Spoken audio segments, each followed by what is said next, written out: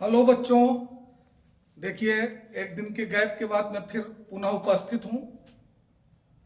बच्चों, हमने कहा था कि लगातार मैं केमिस्ट्री का वीडियो अपलोड करता रहा। आज मैं इलेक्ट्रोस्टैटिक्स जो स्थिर वैद्युतिकी खंड चल रहा था उसमें आज मैं शुरू करूंगा। आज का वीडियो रहेगा वैद्युत द्विध्रुव एवं वैद्युत द्विध्रुव आघूर्ण। अगला वीडियो रहेगा एक समान बाह्य विद्युत क्षेत्र में रखे वैद्युत द्विध्रुव पर बल युग्म का आघूर्ण, फिर किया गया कार्य। उसके बाद बच्चों मैं बताऊंगा कूलाम का नियम। बच्चों, ये वैद्युत द्विध्रुव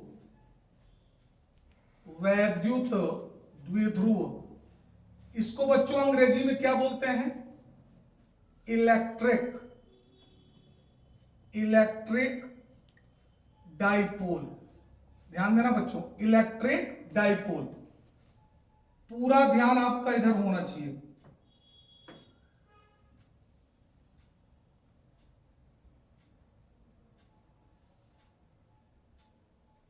बच्चों, इसमें पहले आप चित्र को ध्यान से देखो। यहां पर हमने -q और यहां पर +q, और जो अल्प दूरी है 2l। बच्चों ध्यान देना, वैद्युत द्विध्रुव इलेक्ट्रिक डाइपोल।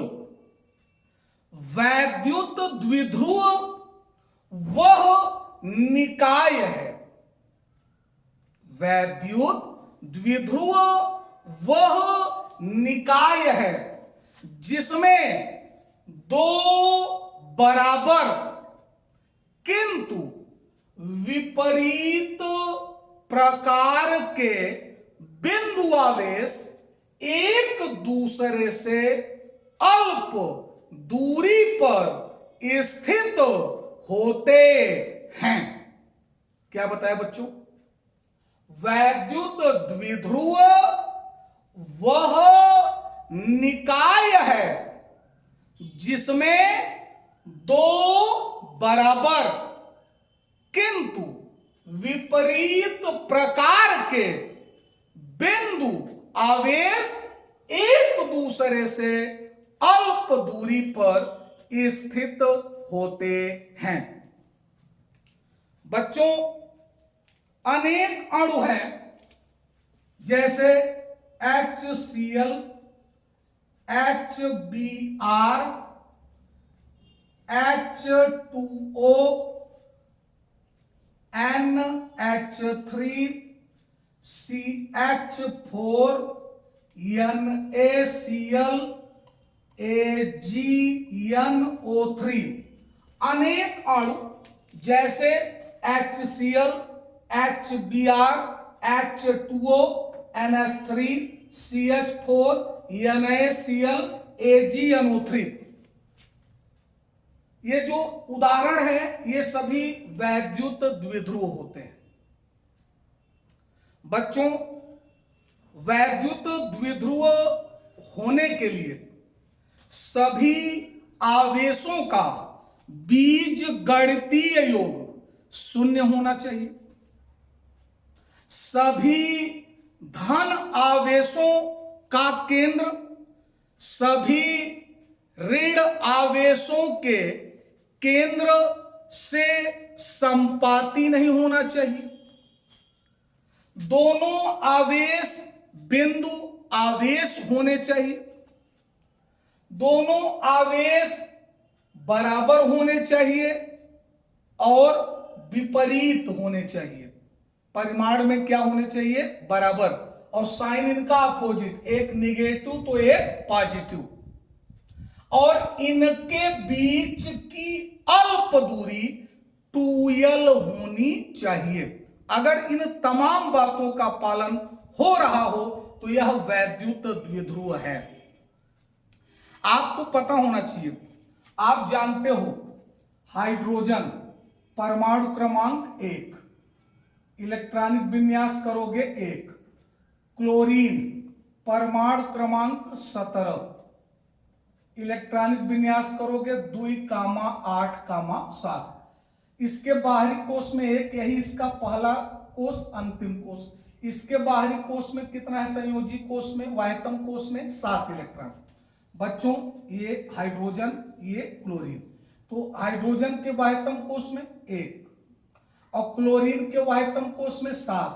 1 2 3 4 5 6 7। तो बच्चों आपको एक चीज पता है कि हाइड्रोजन ने 1 इलेक्ट्रॉन साझे में दिया और क्लोरीन ने भी 1 इलेक्ट्रॉन। तो ये दोनों इलेक्ट्रॉन एक सिंगल कोवैलेंट बॉन्ड HCl ये बना लेते हैं। आपको पता होना चाहिए कि हाइड्रोजन और क्लोरीन में क्लोरीन की इलेक्ट्रोनिगेटिविटी यानी विद्युत ऋणात्मकता हाइड्रोजन से अधिक होती है। अतः ये जो साझे वाला इलेक्ट्रॉन है बच्चों, यह क्लोरीन की ओर विस्थापित हो जाएगा, और जब क्लोरीन की ओर विस्थापित हो जाएगा बच्चों तो इस पर हल्का धन और इस पर हल्का ऋण आ जाएगा। तो यह एक वैद्युत द्विध्रुव की रचना कर देगा, यानी इनके बीच कुछ अल्प दूरी भी है, एक पॉजिटिव चार्ज और एक निगेटिव। और अगर हम पूरे अणु की बात करें, टोटल चार्ज, अगर हम मॉलिक्यूल की बात करें तो समान है और ये विपरीत है, एक प्लस और एक माइनस। तो बच्चों ये प्लस और माइनस टोटल जो चार्ज होगा वो 0 हो जाएगा। बच्चों आपको पढ़ाया गया है एक बार, अगर हम किसी एक पार्टिकुलर परमाणु की बात करें, जैसे हाइड्रोजन परमाणु के रूप में है, तो हाइड्रोजन के परमाणु में धन आवेशों ब्रैकेट के अंदर नाभिकों, ध्यान देना, यानी परमाणु में धन आवेशों ब्रैकेट के अंदर बच्चों नाभिक का केंद्र तथा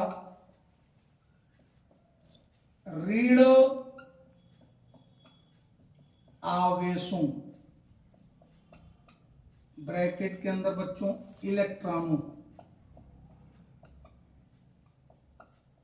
इलेक्ट्रॉनों का केंद्र परस्पर संपाती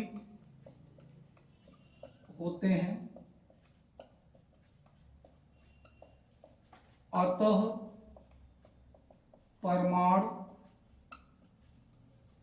वैद्युत द्विध्रुव नहीं होता है,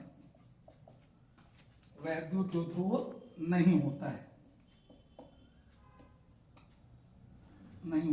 परंतु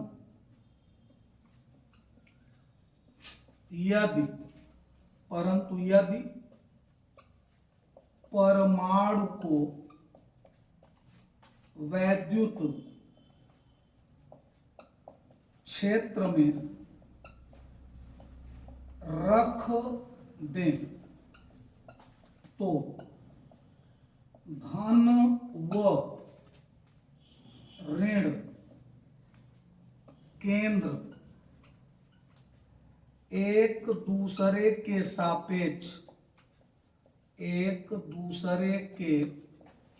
सापेक्ष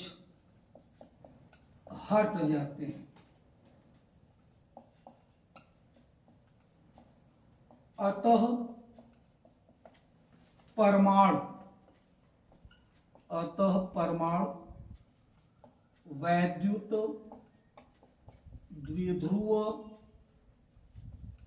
बन जाता है। ध्यान देना मैंने क्या लिखा। अगर परमाणु की बात करें तो परमाणु वैद्युत द्विध्रुव नहीं होता है। क्यों नहीं होता है? क्योंकि परमाणु में धन आवेशों यानी नाभिक का केंद्र तथा ऋण आवेशों यानी इलेक्ट्रॉनों का केंद्र परस्पर संपाती होते हैं, एक ही पॉइंट दोनों का सेंटर। अतः परमाणु वैद्युत द्विध्रुव नहीं होता है। परंतु यदि परमाणु को वैद्युत क्षेत्र में रख दें तो धन व ऋण केंद्र एक दूसरे के सापेक्ष हट जाते हैं, अतः परमाणु वैद्युत द्विध्रुव बन जाता है। बच्चों, हाइड्रोजन के नाभिक में एक प्रोटॉन और इसके चारों ओर चक्कर कौन लगा रहा है? इलेक्ट्रॉन। तो कई ठो चक्कर लगाएगा? एक। नाभिक में न्यूट्रॉन नहीं होगा हाइड्रोजन के। तो जो धन आवेश का सेंटर है वही सेंटर जो वृत्ताकार कक्षा में इलेक्ट्रॉन चक्कर लगा रहा है, इन दोनों का सेंटर एक ही है। यानी धन आवेश का सेंटर उसी पर और उसी पर ऋण आवेश का सेंटर।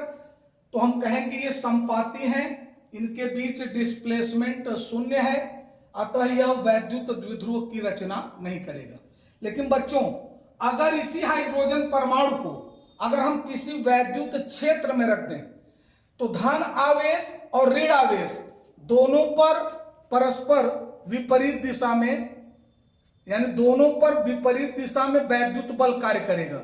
और बच्चों, जब दोनों पर विपरीत दिशा में वैद्युत बल कार्य करेगा तो धन आवेश का केंद्र और ऋण आवेश का केंद्र एक दूसरे के सापेक्ष हट जाएगा, तब सेम केंद्र नहीं रहेगा। तो जब केंद्र सेम नहीं रहेगा, उनके बीच कुछ डिस्प्लेसमेंट हो जाएगा। तो जब कुछ डिस्प्लेसमेंट हो जाएगा तो हम कहेंगे कि अब जो परमाणु है यह वैद्युत द्विध्रुव बन गया है। हमने अभी आपको बताया, जैसे ये सेंटर है बच्चों, ये धन आवेश का केंद्र है और एक सर्किल में स्टेबल, एक सर्किल में इलेक्ट्रॉन क्या कर रहा है? चक्कर, उसका भी सेंटर इसी पर है। तो हम कहेंगे कि दोनों का केंद्र संपाती है, यानी डिस्प्लेसमेंट क्या है? शून्य है। बच्चों, आपको पता होगा इलेक्ट्रॉन पर जितना अभिकेंद्र बल अंदर की ओर कार्य कर रहा है उतना ही अपकेंद्र बल बाहर की ओर कार्य कर रहा है। इससे बैलेंस बना हुआ है, स्टेबिलिटी बरकरार है और इलेक्ट्रॉन जो है स्थायी रूप से वृत्ताकार कक्षा में चक्कर लगा रहा है। अब ये बताओ बच्चों, अगर हमको किसी ऐसे क्षेत्र में, यानी अब परमाणु समझो, किसी ऐसे क्षेत्र में विद्युत क्षेत्र में अगर आप ले जाकर रख दो, तो अगर हम सेंटर है, धन आवेश है, तो हमको कोई इधर खींच रहा है और ऋण आवेश यानी इलेक्ट्रॉन को कोई उधर खींच रहा है विपरीत दिशा में, तो भैया जो दोनों का सेंटर है वो थोड़ा एक दूसरे के सापेक्ष हट जाएगा। मान लो हमको इधर खींच रहा है, हम इधर आ गए, इलेक्ट्रॉन को कोई खींच रहा उधर आ गया, फिर भी वो अगर सर्किल में परिक्रमा कर रहा है लेकिन अब उसका केंद्र और धन आवेश का केंद्र संपाती नहीं होगा, यानी उनके बीच डिस्प्लेसमेंट होगा, वही अल्प दूरी, और एक पॉजिटिव है और एक निगेटिव है। तो ये क्या बन गया बच्चों? वैद्युत द्विध्रुव। वैद्युत द्विध्रुव के लिए हमने बताया कि बिंदु आवेश होना चाहिए, उसके बाद आवेश बराबर होना चाहिए, चिन्ह विपरीत होना चाहिए, एक निगेटिव तो एक पॉजिटिव, इनके बीच की अल्प दूरी 2l होना चाहिए, सभी आवेशों का बीज गणितीय योग शून्य होना चाहिए, -q + q, रिजल्ट बेटा शून्य आएगा। धन आवेशों, सभी धन आवेशों एवं ऋण आवेशों का जो केंद्र है वो संपाती नहीं होना चाहिए, यानी एक दूसरे के सापेक्ष हटे होने चाहिए, विस्थापित होने चाहिए। अगर इन तमाम बातों का पालन हो रहा है तो वह वैद्युत द्विध्रुव है। बच्चों, इसी में एक बात आती है वैद्युत द्विध्रुव आघूर्ण। ध्यान देना, ये इंपॉर्टेंट टॉपिक है, यूपी बोर्ड से रिलेटेड। तो वैद्युत द्विध्रुव अभी हमने आपको बताया कि वैद्युत द्विध्रुव क्या है बच्चों, तो आप क्या बताओगे? वैद्युत द्विध्रुव वह निकाय है जिसमें दो बराबर किंतु विपरीत प्रकार के बिंदु आवेश एक दूसरे से अल्प दूरी पर स्थित होते हैं। बच्चों, जरा समझने वाली बात है, तीन नाम बहुत आते हैं। एक को कहते हैं बिंदु आवेश, बिंदु आवेश, एक को कहते हैं स्रोत आवेश, स्रोत आवेश, एक को कहते हैं परीक्षण आवेश, परीक्षण आवेश। तो भैया परीक्षण आवेश तीसरा हो गया। बच्चों, बिंदु आवेश का मतलब है पॉइंट चार्ज, ये सोर्स चार्ज और ये टेस्ट चार्ज। बच्चों बिंदु आवेश क्या है? Point charge. यदि आवेशित वस्तुओं का आकार, जैसे एक वस्तु यहां एक वस्तु यहां, इस पर भी आवेश इस पर भी, यदि आवेशित वस्तुओं का आकार, यदि आवेशित वस्तुओं का आकार, ये माइनस क्यू ये प्लस क्यू, यदि आवेशित वस्तुओं का आकार, या अगर इसको हम Q1 इसको Q2, ध्यान दीजिएगा, तो हमने दूरी ले लिया। यदि आवेशित वस्तुओं का आकार उनको पृथक करने वाली दूरी की तुलना में बहुत कम हो, यदि आवेशित वस्तुओं का आकार उनको पृथक करने वाली दूरी की तुलना में बहुत कम हो, तो इन वस्तुओं को बिंदु आवेश माना जा सकता है। स्रोत आवेश क्या है बच्चों?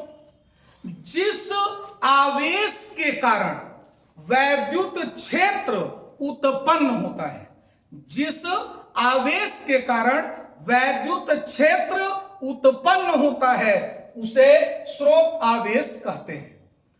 बेटा जैसे यहां पर एक बिंदु आवेश, एक स्रोत आवेश है और इसकी वजह से विद्युत क्षेत्र जनरेट हो रहा है, और उसी विद्युत क्षेत्र में एक अन्य आवेश है, तो वह अगर प्लस है तो इस आवेश द्वारा प्रतिकर्षित होगा, और अगर माइनस है तो इस आवेश द्वारा आकर्षित होगा।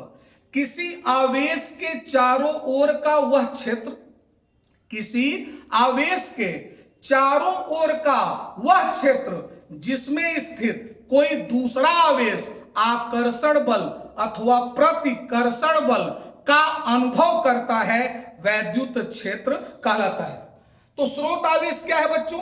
जिस आवेश के कारण वैद्युत क्षेत्र उत्पन्न होता है उसे स्रोत आवेश कहते हैं। परीक्षण आवेश क्या है? Test charge.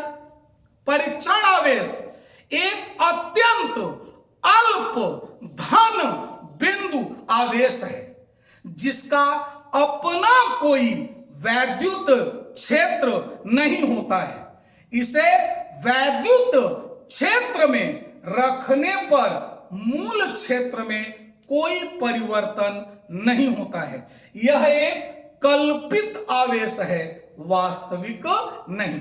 बच्चों अभी हम चर्चा कर रहे थे, थोड़ा सा ध्यान देना है, 5 मिनट और, बड़ा इंपॉर्टेंट टॉपिक है बच्चों, वैद्युत द्विध्रुव आघूर्ण। बड़ा ध्यान देने वाली बात है, वैद्युत द्विध्रुव आघूर्ण। बच्चों इसको अंग्रेजी में electric dipole movement, electric dipole movement. बच्चों अभी हमने एक चित्र बनाया था, आपको ध्यान देना है, घबराने की जरूरत नहीं है, केवल आपको ध्यान देना है बच्चों। सब कुछ पढ़ाया जाएगा, हर चीज डिटेल में पढ़ाया जाएगा। यहां बच्चों माइनस क्यू, यहां प्लस क्यू, ये जो अल्प दूरी था बच्चों ये था 2L।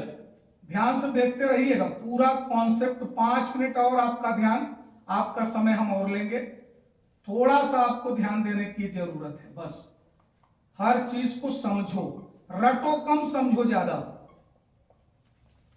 पूरा ध्यान आपका इधर होना चाहिए, ध्यान से देखते रहिएगा बच्चों।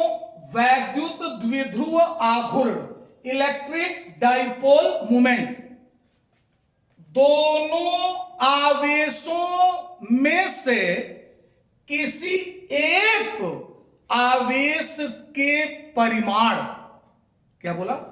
दोनों आवेशों में से किसी एक आवेश के परिमाण तथा दोनों आवेशों के बीच की अल्प दूरी के गुणनफल को वैद्युत द्विध्रुव आघूर्ण कहते हैं।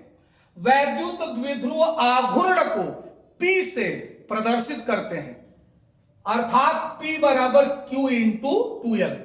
वैद्युत द्विध्रुव आघूर्ण एक सदिश राशि है जिसकी दिशा द्विध्रुव की अक्ष के अनुदिश ऋण आवेश से धन आवेश की ओर होती है। क्या बोला? वैद्युत द्विध्रुव आघूर्ण एक सदिश राशि है जिसकी दिशा द्विध्रुव की अक्ष के अनुदिश ऋण आवेश से धन आवेश की ओर होती है। अगर इसका सदिश रूप वेक्टर फॉर्म पूछा जाए बच्चों तो वेक्टर P बराबर Q इंटू 2 वेक्टर L। बच्चों ये बताओ, अगर हम मात्रक बनाना चाहें, ध्यान देना बच्चों, अगर हम मात्रक बनाना चाहें तो हम क्या बनाएंगे? वैद्युत द्विध्रुव आघूर्ण का मात्रक बराबर, वैद्युत द्विध्रुव आघूर्ण का मात्रक बराबर क्या बनेगा? वैद्युत द्विध्रुव आघूर्ण का मात्रक बराबर बच्चों आप क्या लिखोगे?